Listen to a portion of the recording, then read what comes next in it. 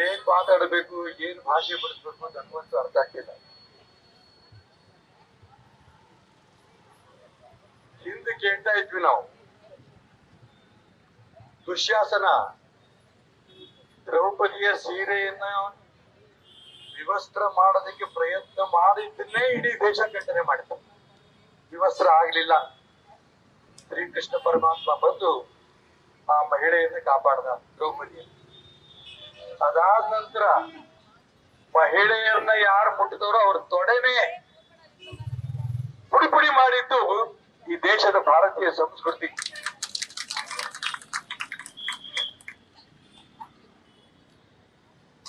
ಬೆಳಗಾವಿನಲ್ಲೇ ಇತ್ತು ಅಧಿವೇಶನ ನಡೀತಾ ಇತ್ತು. ಬಹಳ ದೊಡ್ಡ ವಿಚಾರ ಏನಲ್ಲ. ಒಂದು ಹುಡುಗ ಒಂದು ಹುಡುಗಿ ಪ್ರೀತಿ ಮಾಡಿ ಓಡೋದ್ರು.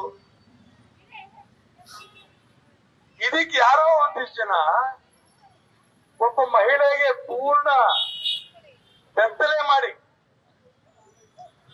ಕಂಬಕ್ಕೆ ಕಟ್ಟಾಕಿ ಬೆತ್ತಲೆ ಸಿಕ್ಕಾಪಟ್ಟೆ ಹೊಡಿತಾರೆ ಅಂತಂದ್ರೆ ನಾವು ಹಿಂದೂ ಸಮಾಜದಲ್ಲಿ ಇದೀವೋ, ಭಾರತೀಯ ಸಂಸ್ಕೃತಿ ಈ ದೇಶದಲ್ಲಿ ಈ ರಾಜ್ಯದಲ್ಲಿ ಇದೆಯೋ ಇಲ್ಲೋ ಅನುಮಾನ.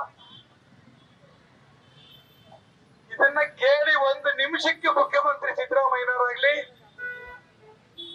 ಡಿ ಕೆ ಶಿವಕುಮಾರ್ ಆಗ್ಲಿ, ಪರಮೇಶ್ವರ್ ಆಗ್ಲಿ, ಲಕ್ಷ್ಮೀ ಹೆಬ್ಬಾಳ್ಕರ್ ಆಗ್ಲಿ ಆ ಸ್ಥಾನಕ್ಕೆ ಹೋಗ್ಬೇಕಾಗಿತ್ತು. ಅವ್ರಲ್ಲಿ ಹೇಳ್ಬೇಕಿತ್ತು, ನಮ್ಮ ರಾಜ್ಯದಲ್ಲಿ ಈ ರೀತಿ ಆಗಿದೆ, ನನ್ನ ಸ್ವಂತ ಅಕ್ಕ ತಂಗಿಗೆ ಈ ರೀತಿ ಆದ್ರೆ ಎಷ್ಟು ನೋವಾಗುತ್ತೋ ನನಗೆ ಅಷ್ಟು ನೋವಾಗಿದೆ. ಯಾರು ಈ ದುಷ್ಕೃತ್ಯವನ್ನ ಮಾಡಿದರೋ ಬೇರೆ ಯಾರು ಕೂಡ ಮಾಡಬಾರ್ದು ಅಂತ ಒಂದು ಕಠಿಣವಾದ ಶಿಕ್ಷೆನ ಕಾಂಗ್ರೆಸ್ ಸರ್ಕಾರ ನಾವು ಕೊಡ್ತೀವಿ ಅಂತ ಮಾತನ್ನ ಅವತ್ತು ಹೇಳಿದ್ರೆ ನಿಜಕ್ಕೂ ಇವ್ರಿಗೆ ಅಕ್ಕ ತಂಗಿಯರು ಇದ್ದಾರೆ ಅಂತ ನಾನು ಭಾವಿಸ್ತಿದ್ದೆ. ಬೆಳಗಾವಿನಲ್ಲಿ ಅಧಿವೇಶನ ನಡೀತಾ ಇರೋಂತ ಸಂದರ್ಭದಲ್ಲಿ ಮುಖ್ಯಮಂತ್ರಿ ಆಗ್ಲಿ, ಉಪಮುಖ್ಯಮಂತ್ರಿಗಳಾಗ್ಲಿ, ಗೃಹ ಮಂತ್ರಿಗಳಾಗ್ಲಿ, ಆ ಜಿಲ್ಲಾ ಉಸ್ತುವಾರಿ ಸಚಿವರಿ ಅವ್ರ್ಯಾರು ಹೋಗಲಿಲ್ಲ ಅಂತಂದ್ರೆ ಅವ್ರ್ಯಾರಿಗೂ ಹೆಣ್ಮಕ್ಳ ಬಗ್ಗೆ ಏನೂ ಗೌರವ ಇಲ್ಲ, ನಮ್ಮ ಭಾರತೀಯ ಸಂಸ್ಕೃತಿ ಬಗ್ಗೆ ಗೌರವ ಇಲ್ಲ ಅನ್ನೋದು ಸ್ಪಷ್ಟ ಆಗತ್ತೆ.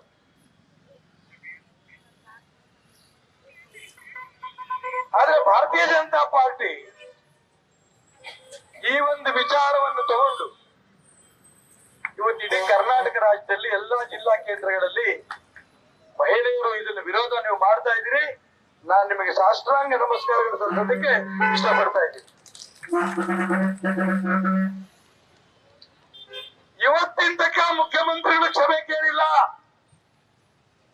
ನಾನ್ ಮುಖ್ಯಮಂತ್ರಿ ಆಗಿದ್ದೀನಿ, ನನ್ನ ರಾಜ್ಯದಲ್ಲಿ ಈ ರೀತಿ ಒಬ್ಬ ಮಹಿಳೆಯಲ್ಲಿ ಅನ್ಯಾಯ ಆಗಿದೆ,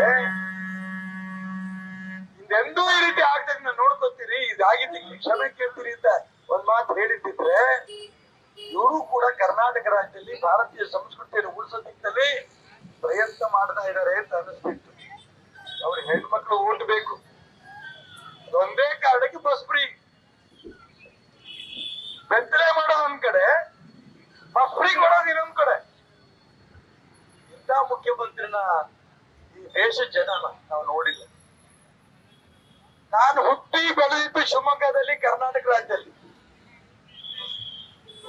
ಹುಟ್ಟಿದಾಗಿಂದ ಇವತ್ತಿನ ತನಕನೂ ಕೂಡ ಈ ರೀತಿ ಒಬ್ಬ ಮಹಿಳೆಗೆ ಬೆತ್ತಲೆ ಮಾಡಿ ಕಂಬಕ್ಕೆ ಕಟ್ಟಾಕಿ ಹೊಡೆದಿದ್ದನ್ನ ನಾನು ಕೇಳಿಲ್ಲ, ನೋಡ್ಲಿಲ್ಲ, ಎಂತ ಘಟನೆ ಆಗ್ಲಿಲ್ಲ. ನಾವು ತಲೆ ತಗ್ಗಿಸ್ಬೇಕು, ಭಾರತೀಯರು, ಕರ್ನಾಟಕ ರಾಜ್ಯ ಜನ ನಾವು ತಲೆ ತಗ್ಗಿಸ್ಬೇಕು.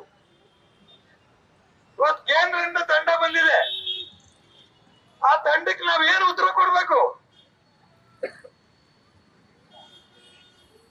ಮುಖ್ಯಮಂತ್ರಿಗಳು ಯಾವಾಗ ನಮ್ಮ ಜಯಪ್ರಕಾಶ್ ನಡ್ಡಾರವರು ಈ ರೀತಿ ಕಮಿಟಿ ಕಳಿಸ್ತಾ ಇದ್ದೀನಿ ಅಂತ ಅಂದಾಗ ಮುಖ್ಯಮಂತ್ರಿಗಳವರಿಗೆ ಫೋನ್ ಮಾಡಬೇಕಿತ್ತು.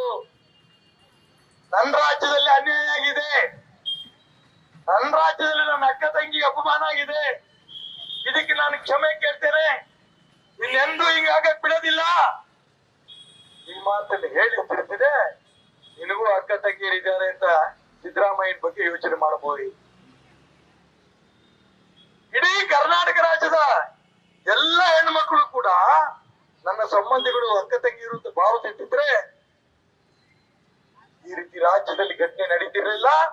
ಘಟನೆ ನಡೆದಾಗ ಅದ್ರ ತಕ್ಕಂತೆ ಶಿಕ್ಷೆಗಳನ್ನ ನಾವು ಕೊಡ್ತೀವಿ ಅಂತ ಭಾವನೆ ಇಡೀ ರಾಜ್ಯದ ಯಾರು ಈ ರೀತಿ ಮಾಡಿದ್ರು ಅವ್ರಿಗೂ ಕೂಡ ಅನಿಸ್ತಾ ಇತ್ತು. ಇವತ್ತೇನ್ ಬೇಕಾದ್ರೂ ಯಾರು ಬೇಕಾದ್ರೂ ಮಾಡ್ಬೋದು. ನಾನು ಯಾವ ವಿಚಾರನು ಕೂಡ ಬೇರೆ ವಿಚಾರ ಪ್ರಸ್ತಾಪ ಮಾಡಕ್ಕೆ ಇಷ್ಟಪಡಲ್ಲ.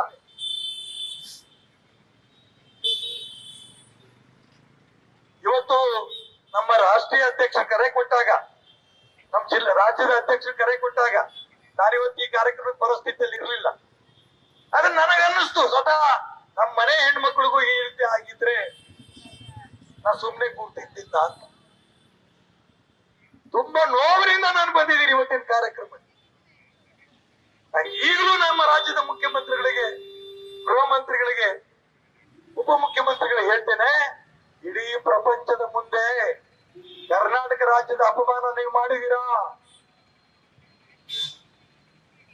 ಹಾಗಾಗಿ ಪ್ರಪಂಚದ ಮುಂದೆ ಭಾರತೀಯ ಸಂಸ್ಕೃತಿ ಇವತ್ತು ಮಾದರಿಯಾಗಿರ್ತಾರಂತ ಸಂದರ್ಭದಲ್ಲಿ ಈ ರೀತಿಯೂ ಕೂಡ ಮಾಡಬಹುದು ಕರ್ನಾಟಕ ರಾಜ್ಯದಲ್ಲಿ ಅಂತೇಳಿ ಪ್ರಪಂಚದ ಮುಂದೆ ತೋರಿಸಿ ನೀವು ಅಪಮಾನ ಮಾಡಿದೀರಾ. ಈಗಲೂ ನಾನು ಹೇಳ್ತೇನೆ, ಆಗಿರುವಂತ ವಿಚಾರಕ್ಕೆ ವಿಧಾನ ಮಂಡಲದಲ್ಲಿ ಸರ್ವಾನುಮತದ ನಿರ್ಣಯ ತಗೋಬೇಕಿತ್ತು. ಆ ಜಿಲ್ಲಾ ಉಸ್ತುವಾರಿ ಸಚಿವೆ ಲಕ್ಷ್ಮಿ ಹೆಬ್ಬಾಳ್ಕರ್ ನನಗೆ ಈ ರೀತಿ ಆಗಿದೆ ಅಂತ, ನೋವಾಗಿದೆ ಅಂತ ನಿರ್ಣಯ ಮಂಡನೆ ಮಾಡಬೇಕಾಗಿತ್ತು. ರಾಜ್ಯದಲ್ಲಿ ಒಂದು ಸರ್ಕಾರ ಇದೆ, ಹೆಣ್ಮಕ್ಳಿಗೆ ನಾವು ರಕ್ಷಣೆ ಮಾಡ್ತೀವಿ ಅನ್ನಂತ ಭಾವನೆನೆ ಕರ್ನಾಟಕ ರಾಜ್ಯದಲ್ಲಿ ಇರುವಂತ ಹೆಣ್ಮಕ್ಳಿಗೆ ಹೋಗಿದೆ. ಈ ರೀತಿ ಆಗೋದಕ್ಕೆ ಭಾರತೀಯ ಜನತಾ ಪಾರ್ಟಿ ನಾವು ಬಿಡೋದಿಲ್ಲ. ಬರುವಂತ ದಿನ ಈ ಸರ್ಕಾರಕ್ಕೆ ಉತ್ತರ, ನಮ್ಮ ಹೆಣ್ಮಕ್ಳಿಗೆ ಏನ್ ಅನ್ಯಾಯ ಆಗಿದೆ ಉತ್ತರವನ್ನ ಬರುವಂತ ಲೋಕಸಭೆ ಚುನಾವಣೆಯಲ್ಲಿ ಈ ಹೆಣ್ಮಕ್ಳ ವಿರೋಧಿ ಚಾರಿತ್ರ್ಯ ವಧೆಯನ್ನು ಮಾಡೋದಿಕ್ಕಿನಲ್ಲಿ ಗಮನ ಕೊಡದೇ ಇರಂತ ಈ ಸರ್ಕಾರ ಕರ್ನಾಟಕ ರಾಜ್ಯದಲ್ಲಿ ಇರಬಾರ್ದು, ದೇಶದಲ್ಲೂ ಈ ಸರ್ಕಾರ ಬರಬಾರ್ದು.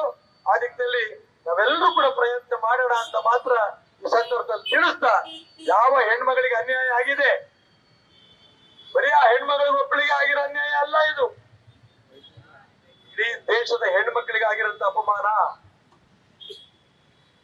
ಆ ತಾಯಿಯ ಕ್ಷಮೆಯನ್ನ ರಾಜ್ಯ ಸರ್ಕಾರ ಕ್ಷಮೆ ಕೇಳಿದ್ರು ಕೂಡ ಭಾರತೀಯ ಜನತಾ ಪಾರ್ಟಿ ನಾವು ಕ್ಷಮೆ ಕೇಳಿ ಈ ರಾಜ್ಯದಲ್ಲಿ ಮತ್ತೊಮ್ಮೆ ಎಂದೂ ಕೂಡ ಈ ರೀತಿ ಆಗ್ಬಾರ್ದು.